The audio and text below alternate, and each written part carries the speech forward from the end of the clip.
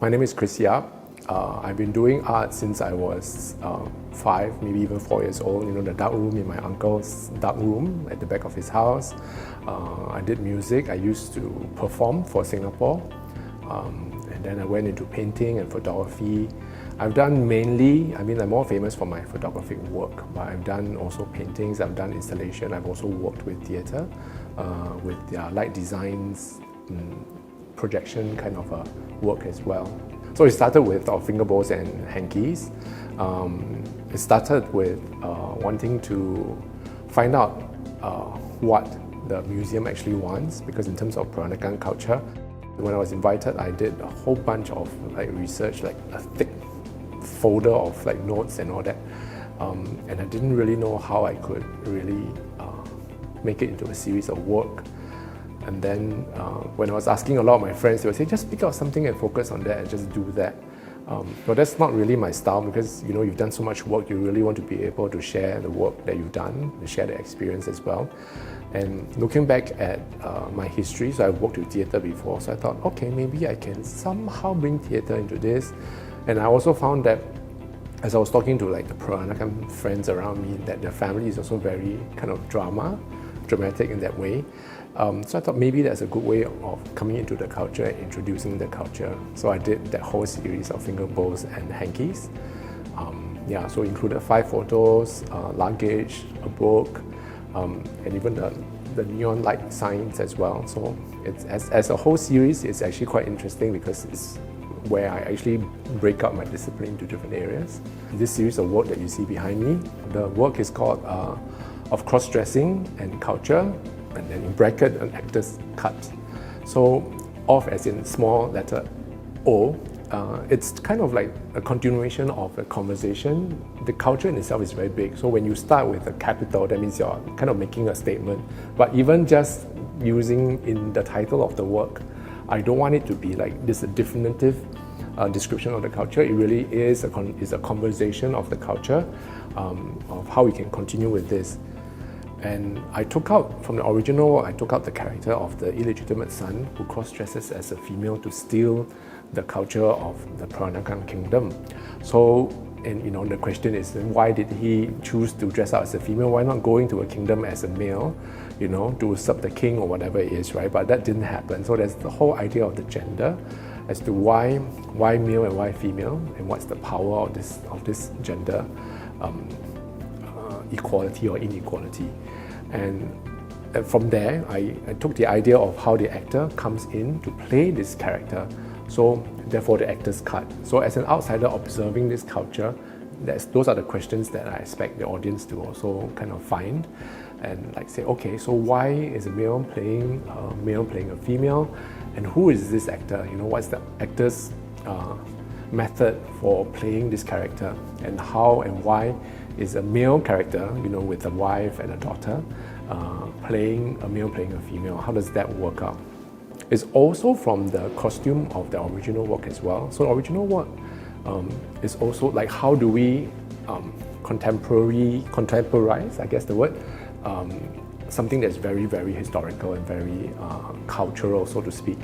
So the sarong kebaya was bleached out, kind of the culture is kind of going out, we're changing it, and then I had acrylic little jewelry hanging as necklaces over that costume.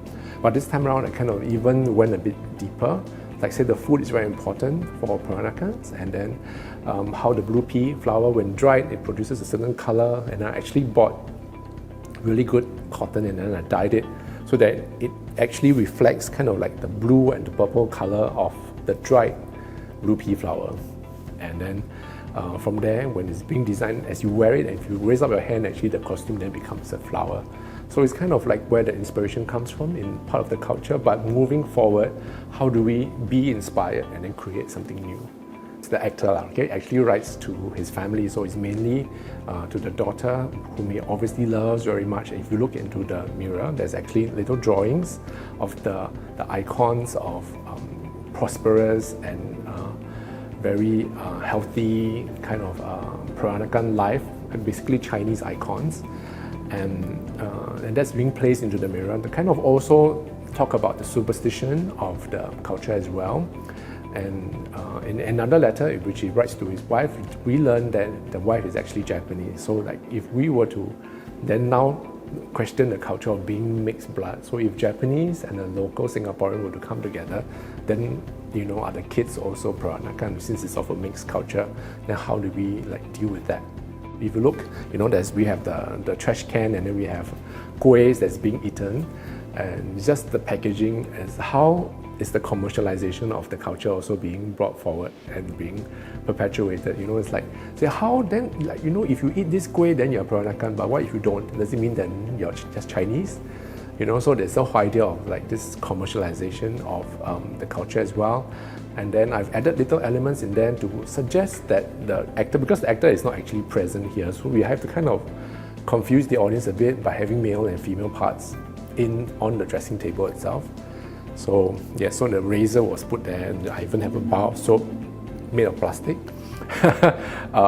Just to kind of suggest that there's more than just, it's not just an actor, but a male actor who is maybe, playing something. Then as you read, you kind of realize that, the character actually unfolds itself.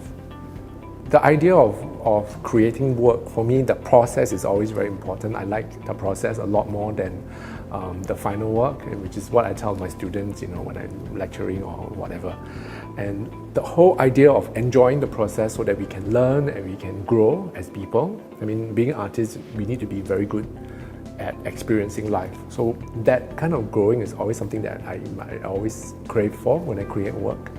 And so in this case, actually, I started with actors. So I interviewed female actors, I interviewed male actors, I had conversations with even drag queens, like what's the difference? And I realized that, I didn't want a drag queen character in this because it's not that. It really is someone who don't know what being female is about, but playing that role of wanting to be a female. I think that want to me is more important than that I know how to look like a woman and then I'm just a woman. To me, that's a different kind of approach to that character in this play. There has to be a certain kind of like, there's some things I won't do and some things I will go forward and do. Collecting the different parts to assemble them together is also another thing. So I went online and I started like looking for people who's going to throw away like expired makeup and all that, but I had to make sure that it's actually very relevant to now, because I have people who are giving away expired makeup from 20 years ago, which is not current enough, because now it's a lot of like Korean makeup and some Japanese and some European, and then especially the skincare from Australia. So if you look at the makeup on the table, you find that there's a mix from different culture to kind of reflect that as well. How that's being told. So it's a process of, as I'm doing it, I kind of want to, how do I want this and why do I want this, like, as part of the whole work as well. Like even the makeup table, it has to be of a certain kind to put a certain thing. And then I recently decided that I'll finish it with like jade bangles.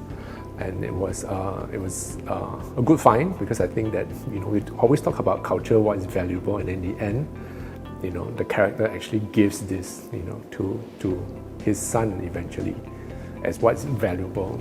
So yeah, I think there's a lot that's being already said about what the Peranakan culture is. I think we need to look into the culture and say, what the culture can be in the future. How is it relevant in the future? It really isn't about the whole money side of it. This culture is not bought by money, right?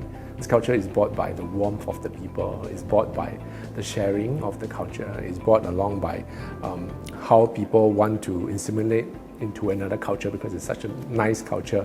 So I think that is what is important for me in the culture in itself, and then using that moving forward, what do we have? I hope that at least after viewing my work, they have a deeper sense of understanding, at least here, the work here, a deeper understanding of the culture. And also the idea of experience, like you come here, you're really experiencing the work, and then allowing that to kind of perhaps reflect yourself in that work and say, oh, wait, maybe I've eaten here before, so now what does that mean? Just because we shared the same kueh, or maybe my auntie had the recipe for the rice wine, the same recipe, is it different? Then how do I explore that? To make them more curious about life and then the culture. I think life always comes first, like the life that they connect with. Yeah.